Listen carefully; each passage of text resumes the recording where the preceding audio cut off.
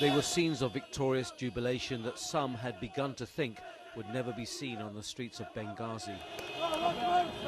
But with the news from the UN Security Council, it seemed as if the whole city erupted in joy and relief. In this, the heart of Libya's popular rebellion, they made their way in their thousands to the very symbol of that rebellion, the main square.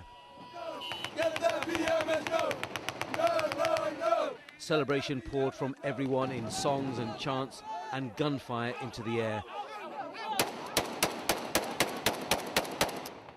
The international community, whom they were beginning to doubt here, came good in the end. I want to thank all the government, all the government like American and British, and all the government who are help Libyan people to make Gaddafi stop bomb by airplane Libyan people. Thank you very much.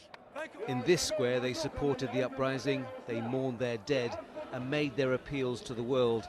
Now their shouts of joy were beamed around the planet. The conflict is not over, but it felt like victory. I feel as if I'm born again.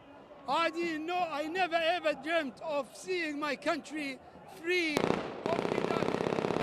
of Gaddafi at all. Libya, Libya, Libya, Libya. A few hours before, Benghazi was bracing itself for an onslaught and retribution promised by Muammar Gaddafi.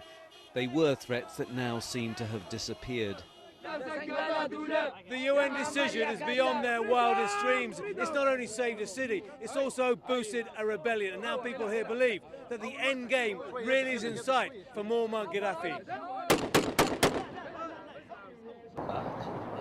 Songs and shooting carried on long into the night.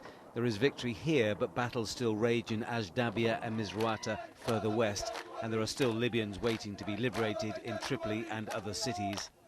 That job has been made easier by the UN Security Council and the collective conscience of leaders no longer willing to watch as a leader sanctioned the killing of his people. The rebels will now be able to use their own heavy weapons without fear of aerial attack and fight Gaddafi's forces on a more level playing field.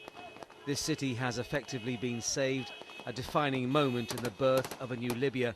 But as it awoke to a new day with new security, the man who threatened that security is still in power. But for how much longer? Tony Birtley, Jazeera, Benghazi.